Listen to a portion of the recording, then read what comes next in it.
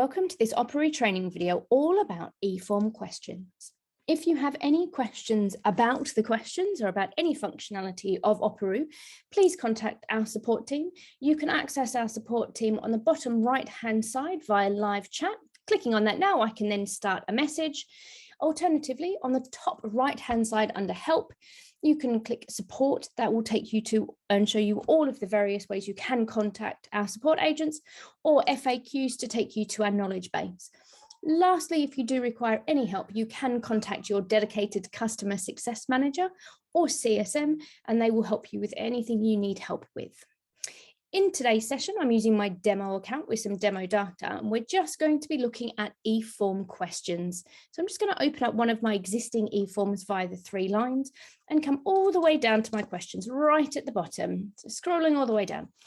These are all of the question types that you can add within Operoo. So I'm just going to go over them now. When you hover on them, however, you will see a help text come up to show you what that question is about.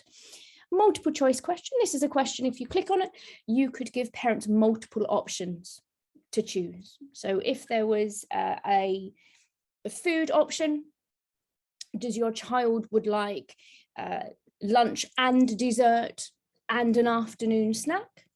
You could choose this question, and then parents could choose what option they wanted their child to have. The next one is your single choice question.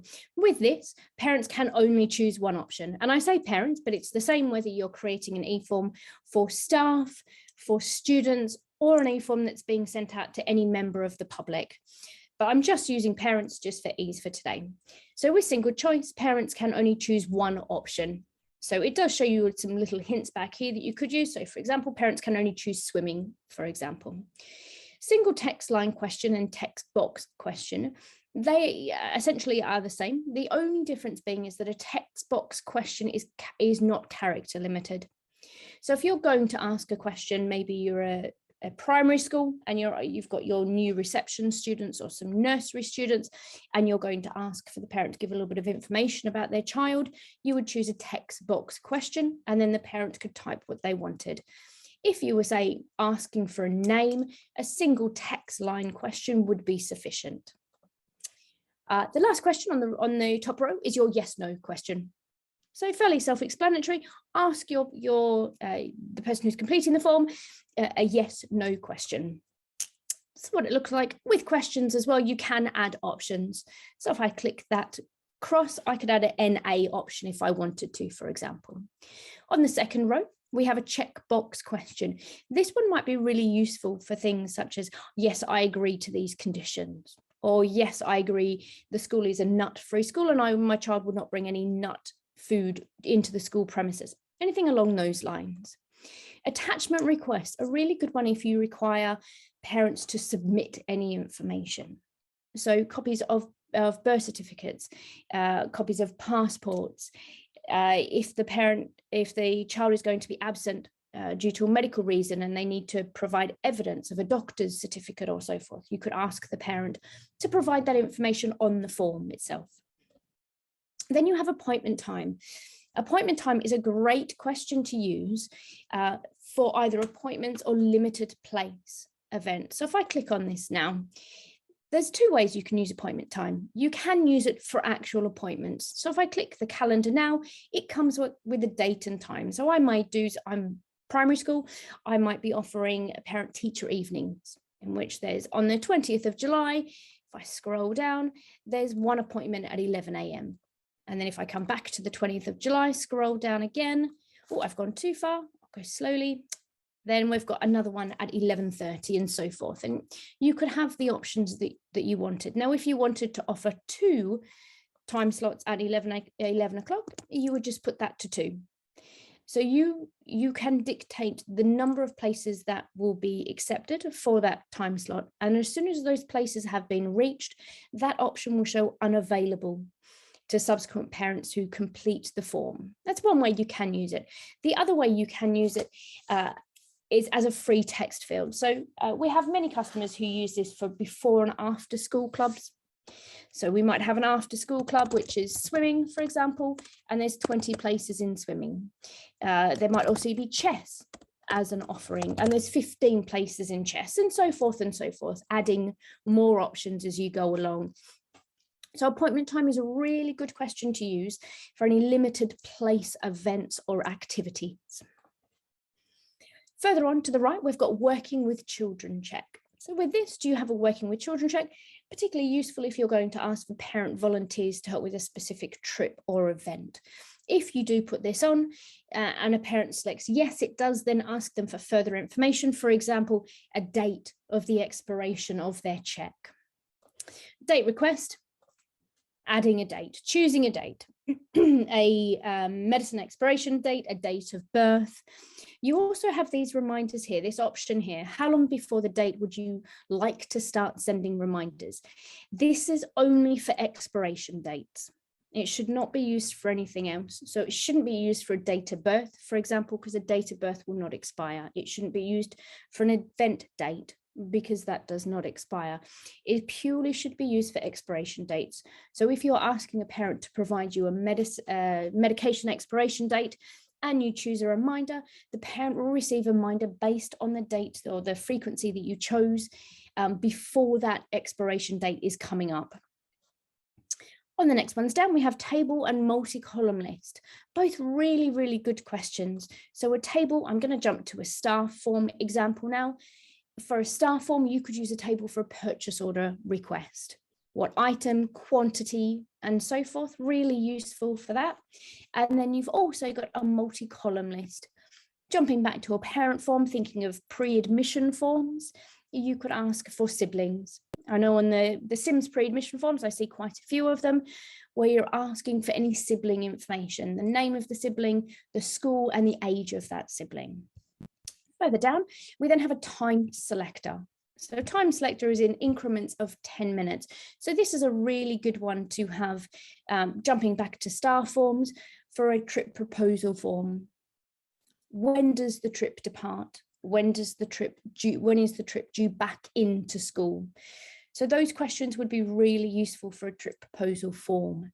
You also have a number question. So this could be a phone number if you didn't want spaces and you didn't want a +44, for example, or if you are asking for a purchase order, a number, the cost.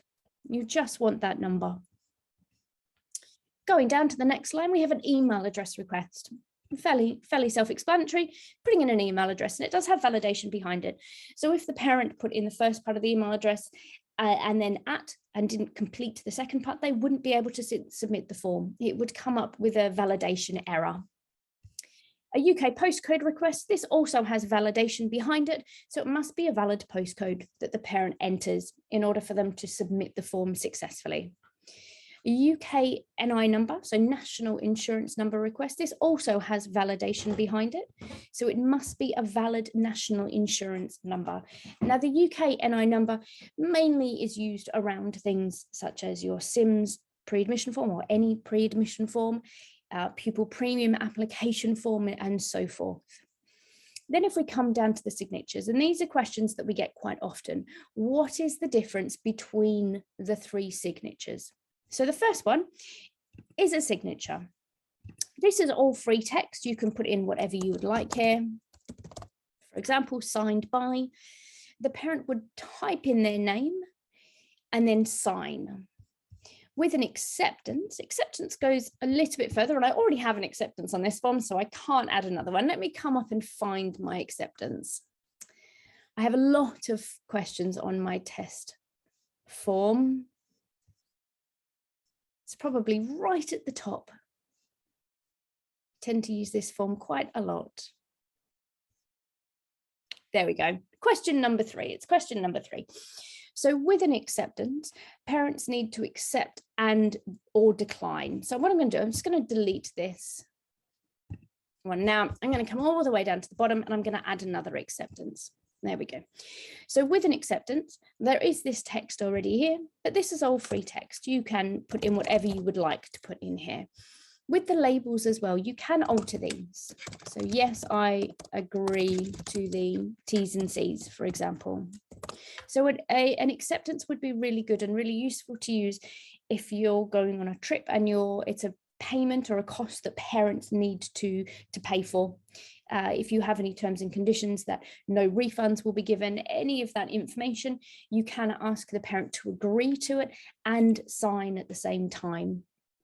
Also, just so you're aware, if you do put in an acceptance and a parent declines, they do not need to answer any other question on the form, even if it's a mandatory question, because they're declining the form itself. Lastly, with your signatures, you've got a participant acceptance. Now, this is for the student themselves, and I already have one on my form. It's similar to the signature here. With a participant acceptance, the student's name will show and the student is then required to sign as well. So if you're asking the student themselves to agree to any code of conduct for a specific trip or a homeschool agreement, for example, you can obtain that signature from the student. Lastly, we've got a few additional tools, first of which is our additional notes. Think of this as a section header. So the note here says, use this element to add instructions or other information between questions. So clicking on that additional notes, it's a free text field. I can put in whatever I'd like to put in here. I can bold it, highlight it, underline it. I can put a link if I wanted to, a hyperlink. I can put in a picture or an image. So a section header is the best way to think of this, or all that additional information that you wanted to provide on the form. Attachment for user, a really, really good one, is where you're providing information to the user. So this could be things on a parent form, such as your uniform policy, where to obtain the uniform from. If you have a homeschool agreement on an external document, you can upload it there. If you are using staff forms, it could be things such as code of conduct. The staff member needs to download the document, read it, and then sign it, and sign the form to say that they accept what is in there and they agree to the terms and conditions.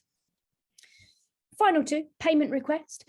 If you are using Stripe and you have Stripe integrated with your Operoo system, you will see payment request. This is taking payment, but you will only see this if you are using Stripe. And then the last one is your body image. So body image could be useful for staff forms, for student log forms, an injury form, an accident form. So when that form is completed, the person who's submitting the form can put a red dot where the injury occurred. As a summary, they're the question types within Operoo. So you've got your questions right at the top, you've got your signatures in the middle, and then you have your additional tools. As you saw, all I did was click on the question to show the question, then you populate it. You've got a couple of different options, adding more options if you'd like, making the question required, deleting the question if you no longer need it, setting it as an office use only question. If you do set any questions as office use only, they will only be seen by administrators. They will not be seen by parents and staff unless that staff member is an Operoo administrator. And every question that you add will come to the bottom. So I'm now on question 40. To move questions around, you can either drag by clicking on this box here or anywhere on this grey area here, or if I click on the blue box now, I can choose the position. So I might move that one up to question 20, and that's now jumped all the way up to question 20. If you have any questions at all about anything that you've seen, please let the support team know, or please let your CSM know. And also, if you'd like to watch any other training videos, check them all out. They're on our YouTube page. There's loads of useful information on there to get you using Operoo to its full potential. Thank you so much for your time.